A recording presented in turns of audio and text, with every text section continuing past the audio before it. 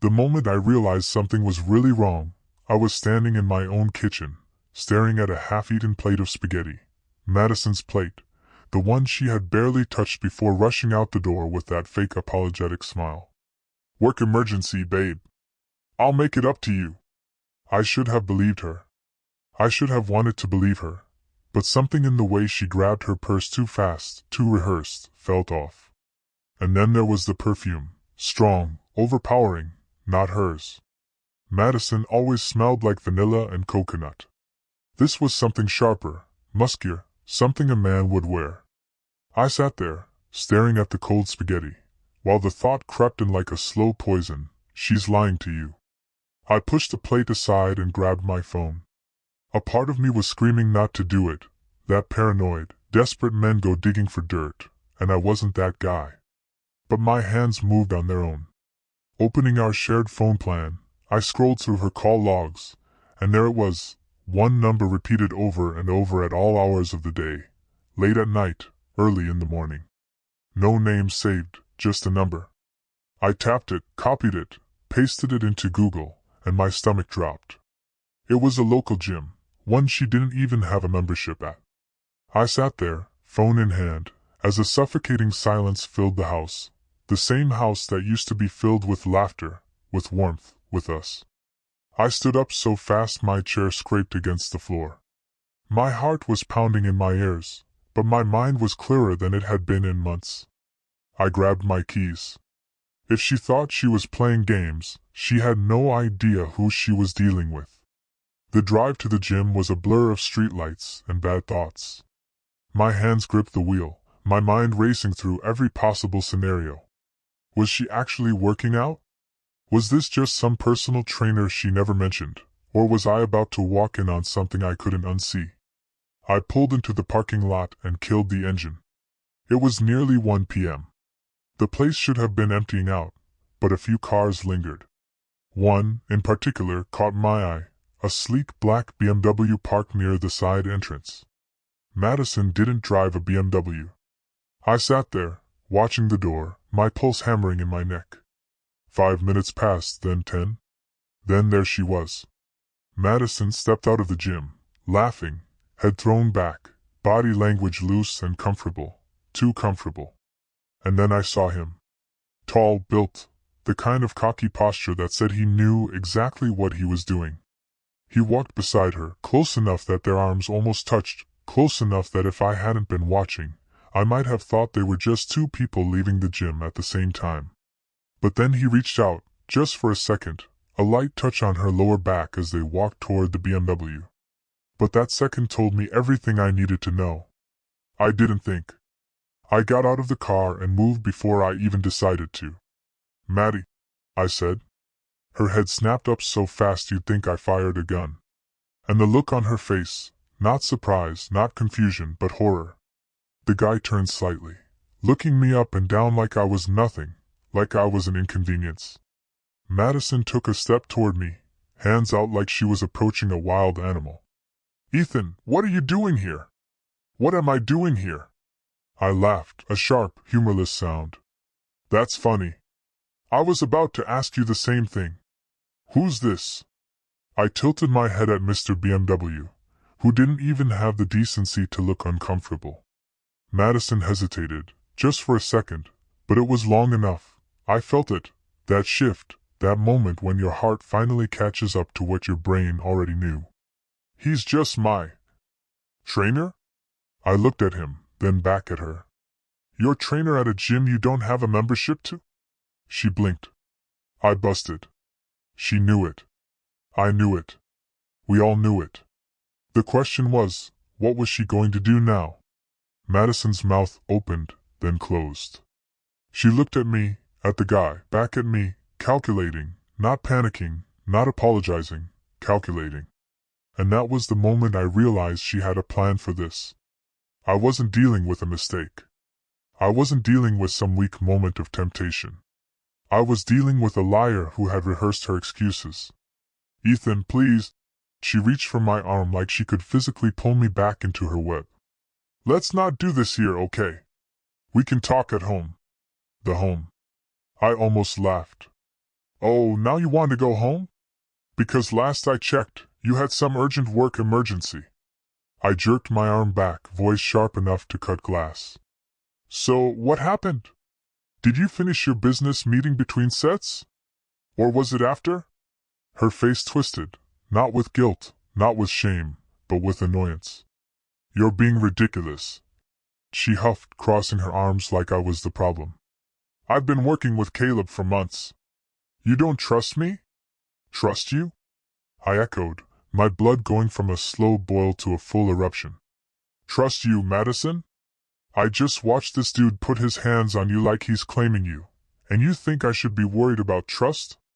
Caleb, the so-called trainer, smirked with that cocky, dismissive little twist of his lips like I was some clueless idiot throwing a tantrum, like I was in his way. And Madison, she didn't look at me. She looked at him, just for a second, just a flicker of something. But I saw it. And suddenly, I knew exactly why she wasn't apologizing, exactly why she wasn't crying or begging for forgiveness like some guilty wife caught in the act. Because she wasn't sorry. Because she never planned to be. Something inside me cracked, and for the first time in this entire nightmare, I felt something other than rage. I felt done. I took a slow step back, watching her, waiting, hoping maybe that some part of her would snap out of whatever spell she was under and see me. But she didn't. She just sighed, rubbing her temple like I was exhausting her, like I was some clingy husband who didn't get the hint. And then she dropped the final bomb. Ethan, maybe we should take some space. And just like that, I wasn't her husband anymore. I was an obstacle. Space? I said the word slowly, like I needed to taste it to believe it. Madison sighed again, acting like I was some irrational child throwing a tantrum. Ethan, let's not make this a big deal. I just think we need some time apart. To what? I snapped. So you can sneak around without getting caught? So you don't have to lie to my face anymore? Jesus, she muttered under her breath, shaking her head like I was the problem, like she was the victim here. And that's when I saw it, the moment she realized she didn't have to pretend anymore, that she had already decided to replace me. Her eyes flicked to Caleb, who was still standing there, arms crossed, watching like this was just another Tuesday for him, like he wasn't the reason my marriage was going up in flames. And that's when I lost it. I turned to him, stepping in close, too close. You got something you want to say? He tilted his head, still smirking, like he thought I wouldn't do anything. Not my business, man, he said, lifting his hands in mock surrender. This is between you and her. Like he hadn't been putting his hands on my wife. Like he hadn't been sneaking around behind my back for months.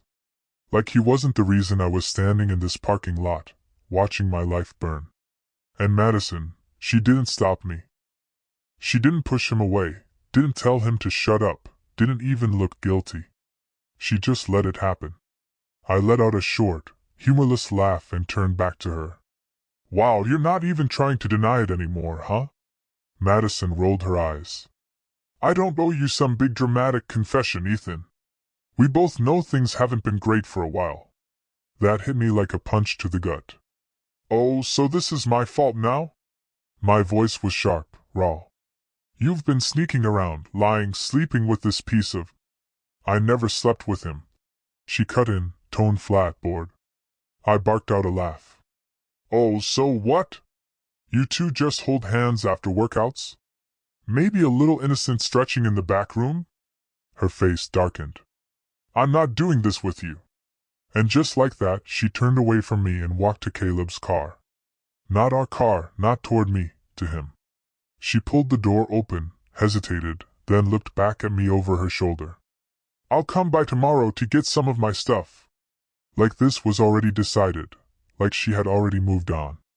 Then she got in the car, and Caleb gave me one last smirk before getting in beside her. The engine started, the headlights flashed, and before I could say another word, they were gone. I stood there in that cold, empty parking lot, staring after them like an idiot, like a man who just found out that his wife wasn't his wife anymore. I don't remember driving home. 1 second, I was standing in that parking lot, staring at the spot where my wife, ex-wife, had just driven off with another man. The next, I was in my driveway, gripping the steering wheel so hard my fingers went numb. The house was dark, quiet, dead. I stepped inside, and it hit me all at once, the stench of a lie that had been festering for months. The couch where we used to sit together watching stupid reality shows. The kitchen where I cooked her favorite meals, thinking I was a good husband. The bedroom where she rejected me over and over, making me believe something was wrong with me. And now?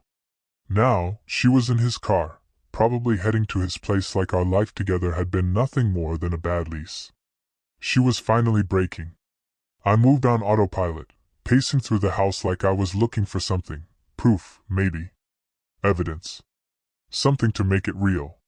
And then I saw it, her closet, half full. She had already started packing. A neat little row of empty hangers stared back at me like an inside joke I wasn't in on. She'd been planning this for a while. I turned, scanning the room, my brain picking up on things I had ignored before. Missing shoes, fewer beauty products in the bathroom, no more of her junk cluttering my nightstand. She had been slowly disappearing from my life right in front of me. I sat on the bed, the same bed she used to sleep in beside me, and let out a breath I didn't know I was holding. And then my phone buzzed. A text from Madison. I stared at her name on the screen for a long moment before opening it. I think it's best if I stay somewhere else tonight. We can talk tomorrow. Talk? Talk like I was some random ex-boyfriend she was letting down easy? Like she hadn't just destroyed our entire life together? I should have responded, should have said something, but instead, I did the only thing that made sense. I grabbed my phone, opened our shared bank account, and drained every last cent. My hands didn't even shake as I did it. I sat there in the dark, the only light coming from my phone screen, and watched as every last dollar disappeared from our shared account into mine. Madison wanted to act like she was single? Fine. She could start by figuring out how to pay for her own damn life. The second the transfer was confirmed, I felt something shift inside me. A line crossed. I wasn't the heartbroken husband anymore. I was the man who just got screwed over and decided to screw back. I locked my phone and stood, my mind suddenly clearer than it had been in months. Madison had been planning this, sneaking around, playing her little games, thinking I was too blind to see it. Well, she was about to learn something real fast. I don't lose quietly. I stalked through the house, grabbing every single thing I knew was mine, my laptop, my watches, my documents, my clothes, anything she hadn't already tried to erase herself from. And then I saw her wedding dress, still hanging in the back of the closet, covered in plastic like some kind of sick joke. I grabbed it and walked straight to the kitchen, pulled open the trash can, and shoved it inside. She didn't need it anymore, right? She had Caleb now. My phone buzzed again. Madison? I smirked. She must have checked the bank. I let it ring, then turned off my phone. Let her panic. Let her wonder. Let her feel just an ounce of what she had put me through. Because this was just the beginning. The next morning, I woke up to the sound of banging, loud, relentless, like whoever was on the other side of my front door was ready to kick it down. I already knew who it was. I took my time getting up, stretching, cracking my neck like I had all the time in the world. Let her wait. When I finally swung the door open, Madison was standing there, looking like a woman on the edge of a breakdown. "Are you insane?" she snapped, shoving past me into the house. "Where's the money, Ethan?" I shut the door behind her and leaned against it, arms crossed. "Oh, you mean our money? Funny, I figured since you're moving on, you wouldn't need our bank account anymore." Her nostrils flared. "I have bills to pay, Ethan. Not my problem," I shot back. "Maybe Caleb can cover it." The second his name left my mouth, her face twisted with pure, undiluted rage. "This is petty as hell," she hissed. "I get that you're upset, but upset?" I let out a sharp, humorless laugh. "Madison, you lied to me. You snuck around behind my back, planned your exit like a damn bank heist, and then had the audacity to roll up in some other man's car while I stood there like an idiot. And you think I'm just upset? She folded her arms, jaw tight. What did you expect me to do, Ethan? You stopped trying months ago. That hit harder than I wanted it to. I took a slow step forward. Stop trying? My voice was dangerously low. Madison, I planned trips. I changed my habits. I did everything to fix this marriage while you were out here playing house with your trainer. Her eyes flicked away just for a second, but it was enough. You know what? I shook my head, exhaling sharply. I'm done talking. You came for the money? Too bad. You wanted to leave? Go. But you're not taking a single thing that belongs to me. Her expression shifted. I saw it, the exact second she realized she wasn't in control anymore. You don't get to make that decision, she snapped. Actually, I said, grabbing a stack of papers from the counter. I do. I tossed them in her direction. She caught them, flipping through our lease agreement, utilities, all in my name. Madison, pack your stuff, Maddie, I said coldly. And get the hell out of my house. Madison's face morphed from shock to pure, unfiltered hatred. You're really doing this? She spat, gripping the papers like she wanted to rip them apart. You're kicking me out of our house? I crossed my arms, leaning against the counter. No, my house, I said. Turns out, when you spend years paying the bills and handling the paperwork while your wife is too busy working late, you end up with a house. That's legally yours. Her mouth opened, then snapped shut. She knew she had nothing, no excuses, just a reality check she didn't see coming. You are such a child, she sneered, tossing the papers onto the counter. This tantrum, this petty revenge, it just proves I made the right decision leaving you. I laughed, slow and dark. Leaving me, Madison? You were never going to leave. You were going to keep sneaking around, lying to my face, keeping me on standby while you figured out if Caleb was worth the risk. I leaned in, lowering my voice. Well, congrats. You gambled and you lost. She bristled. You don't know what you're talking about. I don't? I scoffed. Then tell me, Madison, if I hadn't shown up last night, would you have come home? Would you have climbed into our bed, kissed me goodnight, told me you loved me while still reeking of him? Her face twisted, busted for the first time since this started. She looked rattled, like she didn't expect me to see her for what she really was. Good. She wanted to lie, cheat, and play dirty. Let's see how she liked it when she was the one losing. I straightened, nodding toward the bedroom. You have until tonight to get your stuff. After that, I'm changing the locks. She blinked. You wouldn't dare. I pulled out my phone, already dialing. Hey John, yeah, I need the locks changed today, as soon as possible. Madison's eyes went wide. You. She let out a frustrated growl. Fine, but don't think this is over, Ethan. You think you're screwing me over? You have no idea who you're messing with. I smirked. Funny, I was just about to say the same thing to you. She stood there, breathing hard, eyes locked onto mine. A final standoff. Then she turned, storming toward the bedroom, slamming the door behind her. I exhaled, shaking my head. Let her rage. Let her break things. Because no matter what she did next, she was already gone. Madison didn't pack her things right away. No, that would have been too easy. Instead, she tried one last game. For the next hour, I sat in the living room, scrolling through my phone, waiting for her to finish. But deep down, I knew she wasn't just packing. She was plotting. Sure enough, when she finally stepped out of the bedroom, she wasn't holding a suitcase. She was holding her phone, and she was smiling, smug, confident, like she had just pulled the ultimate checkmate. Well, she said, slipping the phone into her pocket. I hope you're happy, Ethan. Because this is going to cost you more than you think. I frowned. The hell are you talking about? She tilted her head, her voice mocking. Oh, you'll find out soon enough. And then, as if on cue, my phone buzzed. I glanced down, notification, bank account alert. Withdrawal of $5,000 from joint savings. My head snapped up so fast my neck cracked. What the hell? Madison grinned. You thought you were the only one with tricks? She crossed her arms. Maybe you locked me out of the checking account, but you forgot about the savings, didn't you? I saw red. Are you kidding me, Madison? I took a step forward, voice dangerously low. You stole from me. She shrugged.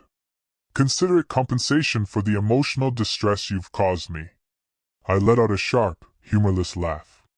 Oh, that's cute. You think you're going to walk away with my money and just be done?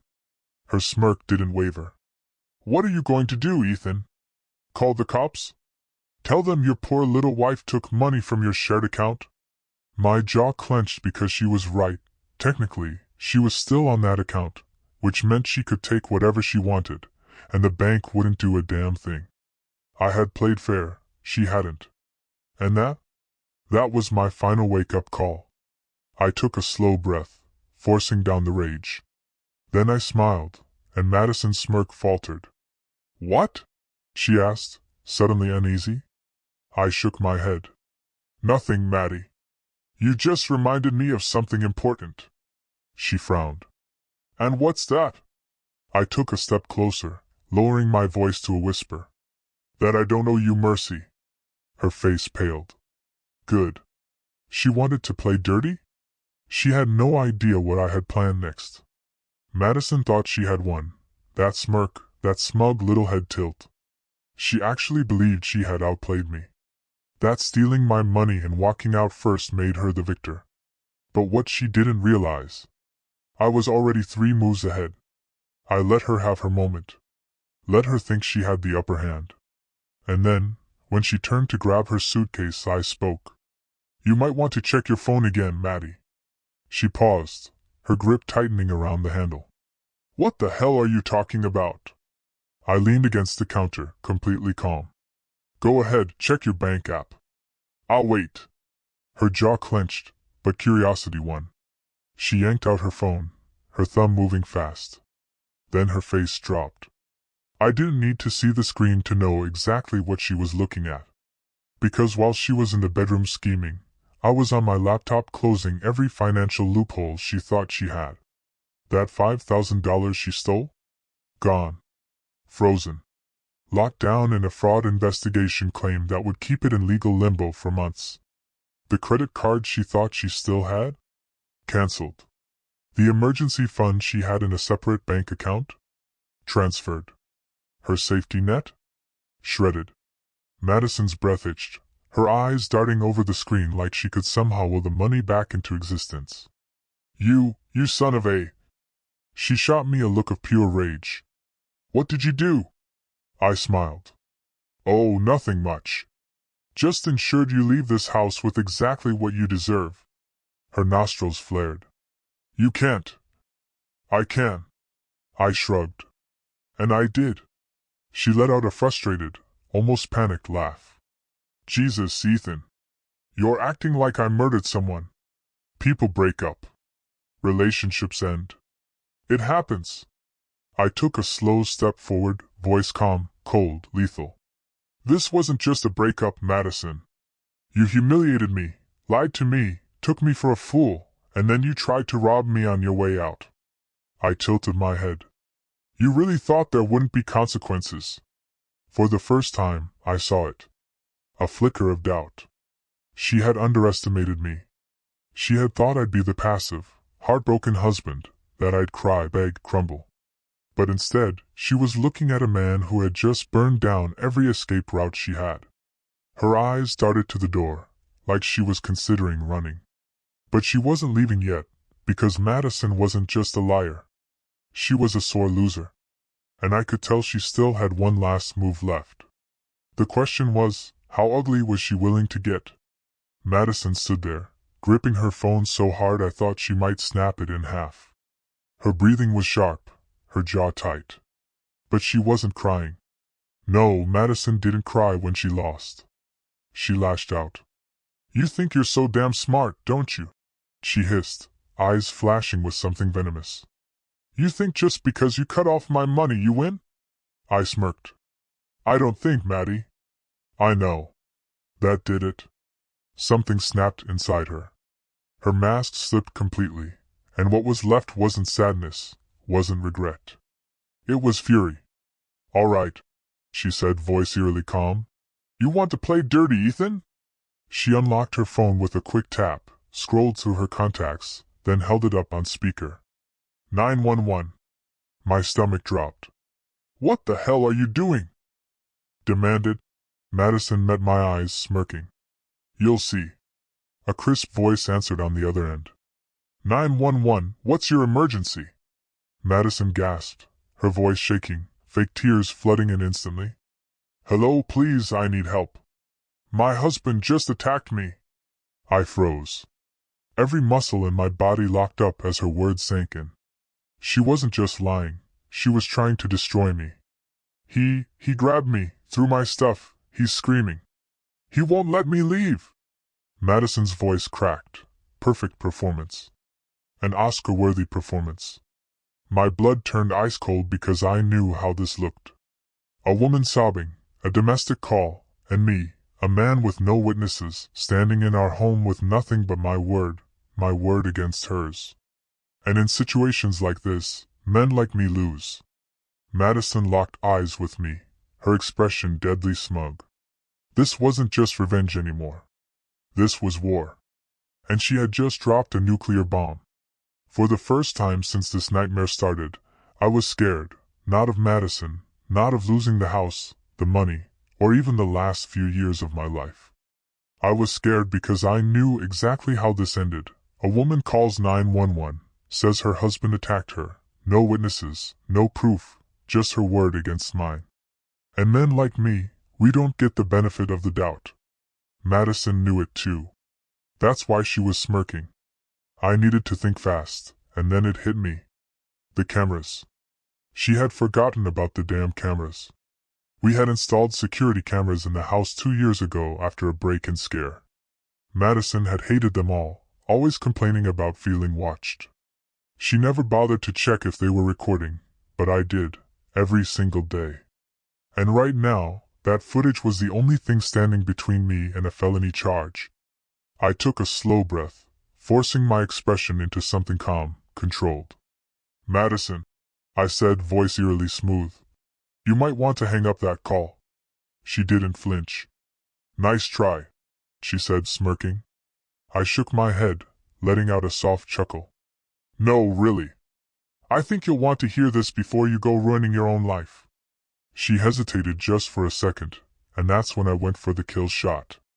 I pulled out my phone, tapped the security app, and turned the screen toward her. Live playback. Crystal clear footage of her walking in, screaming at me, admitting to stealing my money, and most importantly, me never touching her. Her eyes went wide. She knew she had just lost completely. Checkmate.